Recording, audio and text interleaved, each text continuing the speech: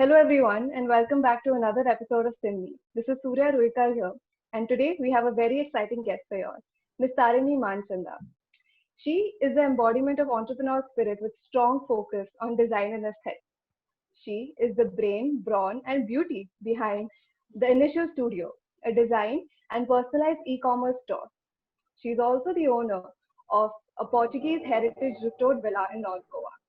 Thank you Tarini for joining us. Thank you for such a sweet introduction. Thank you. So, Tarini, tell me, how has the lockdown and quarantine been for you? So the lockdown has been very, very long. We've been trying to stay as safe as possible.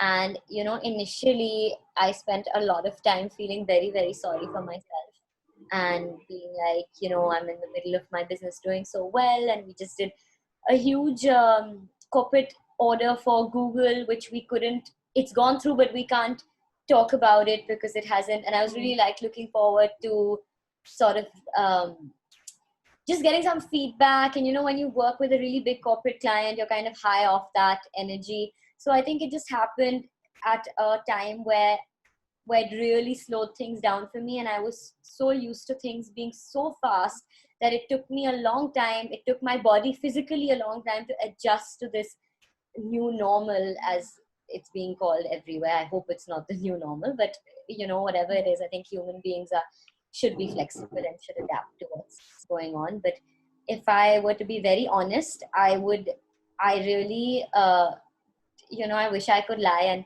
tell you about all the motivation I found in this time, and I'm developing new products. Yeah.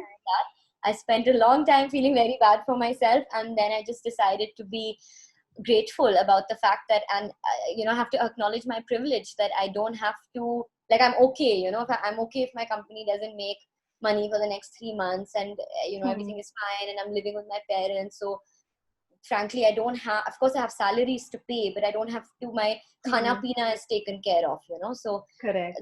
Yeah. so I started reading up a lot about karigars, who we also work with a lot of karigars, a lot of labor, and a lot of daily wage workers also, and some of these people are just so incredibly talented, I can't tell you, and they are suffering the most, as you know. So I think the first 3 months, I just, instead of feeling bad for myself, I was like, I have it so good, so I'm just going to concentrate on doing whatever I can. So the first 2 months of the lockdown, when it was really, really locked down, and I couldn't go out, nothing was open, the economy was basically shut down completely, we organized few fun workshops to raise funds for artisans. We tied up with different charities, and it was really fun, like fun Zoom interactive things. So the first one was with a charity that a friend of mine owns, and she was distributing food for daily wage workers. And I tied up with a gym called Physique 57 and in Pune, and they reached out to me. So we did one session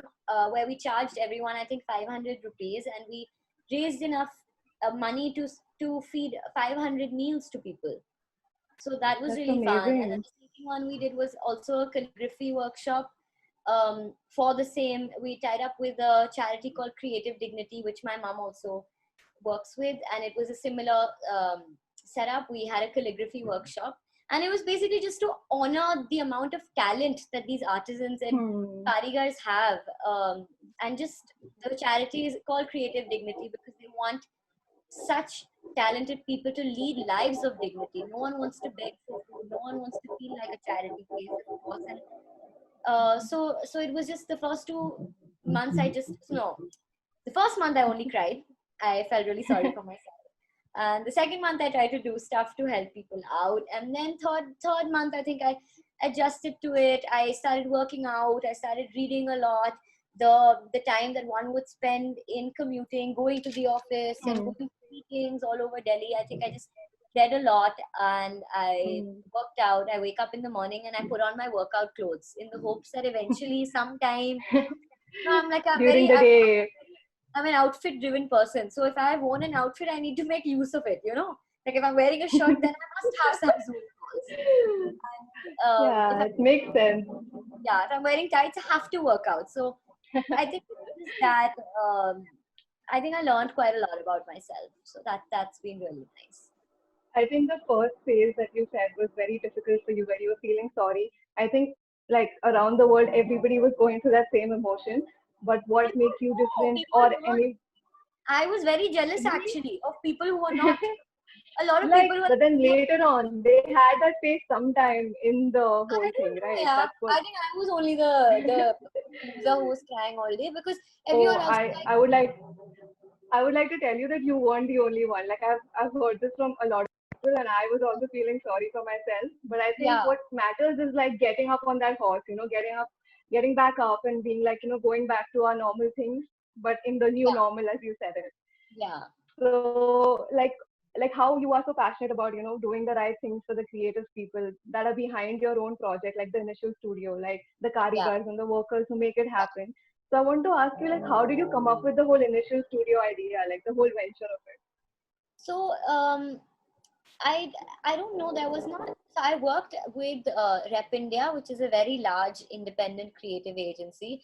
I worked there for 4 years, and it was all digital. So it was very very creative, Okay. but it was very everything was on a screen. So I think I kind of Hmm. reached the saturation point where I was like, "Why? Let me just start working with product." You know, uh, Oh. like something that I Hmm. can actually feel and produce and create and use my hands with. So I just basically just decided one day that this is what I want to do. I think there was a lot of need for good quality aesthetics, strong on aesthetics, personalized products that can be used for corporates, Hmm. for gifting, for weddings, and not just I don't want to be little, but like not just like cheap and printed things, but products that are Correct. Yeah. designed with utility that can be used again and again, that are high on not just aesthetics but also functionality. So that was Hmm. something that, and I love branding, I love marketing. And so actually, funnily enough, my friends, I was talking to them that I want to do this personalized gifting and corporates and branding and all. And a friend of mine was starting his mattress company. It's called Sleepy Cat. Hmm. And he was like, you know what, I'm launching and I need to do press kits and you just take care of the whole order. And that's how it started. I didn't have a GST number, I didn't have anything. It was just me and like a friend of mine. And so it Hmm. just kind of started. And then I did that. And everyone was like, oh, wow, this is very cool. And maybe you should try it out. And then of course my dad, who is a finance guy, he made me do some solid research and try and figure out if Hmm. there's scope for it, and that kind of boring stuff that I really am not very good at, but it's very important. So I did go through a round of market research and analysis, and just everything kind of led me to believing that yeah, this can work out. So Hmm. I went for it. I just every day I just wing it, I think, and hope for the best. When you talk about your like your exposure to art and design, like we know that you've also been exposed to like art and design from your childhood. So how has it Yeah. impacted or like reflected in your business?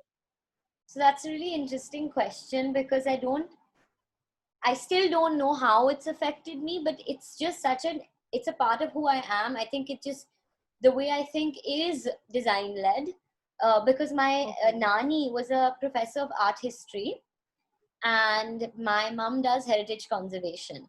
So, like Hmm. when I was younger, every holiday we went to, whether it was in India or anywhere, they would take us to museums and they would take us to churches and architecture and this and that. And I was like, I just want to shop, and I just want to shop and I want to chill and I want to play.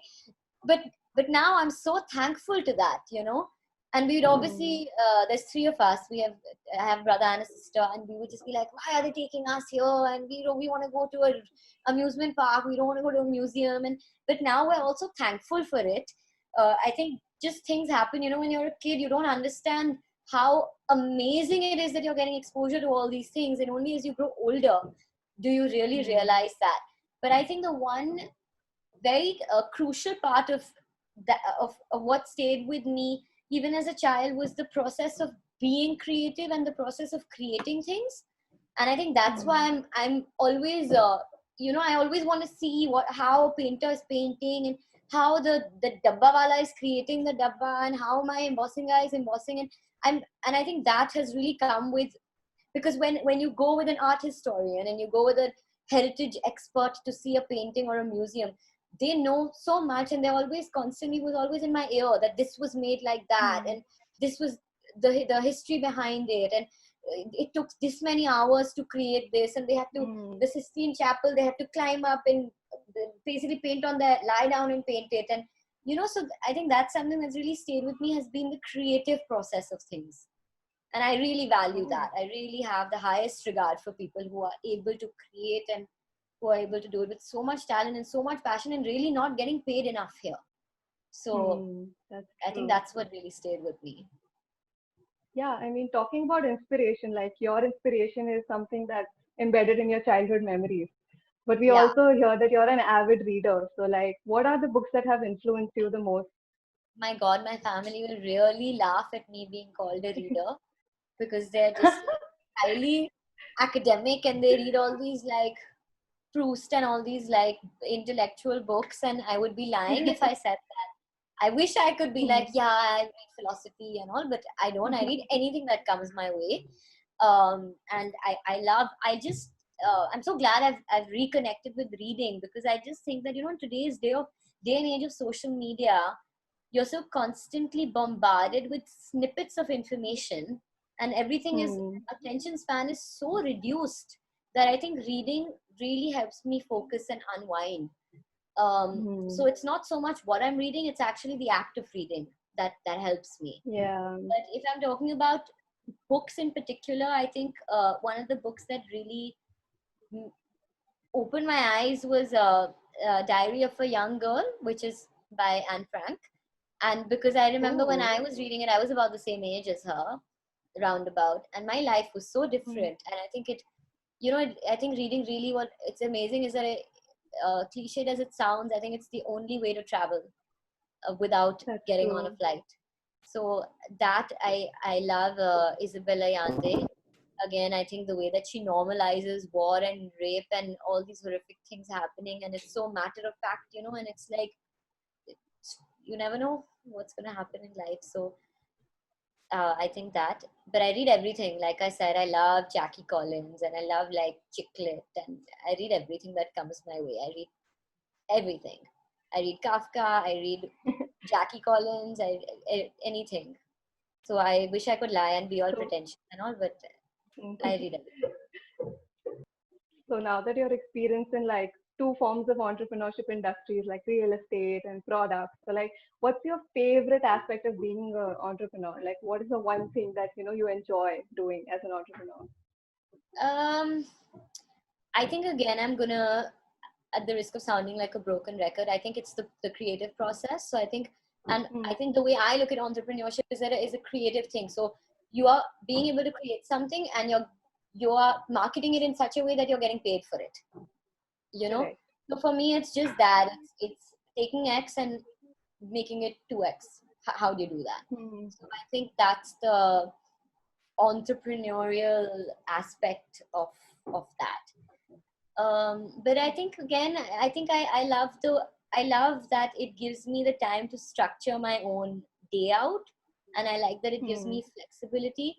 And the other thing I really like is the direct, almost instant input output relationship.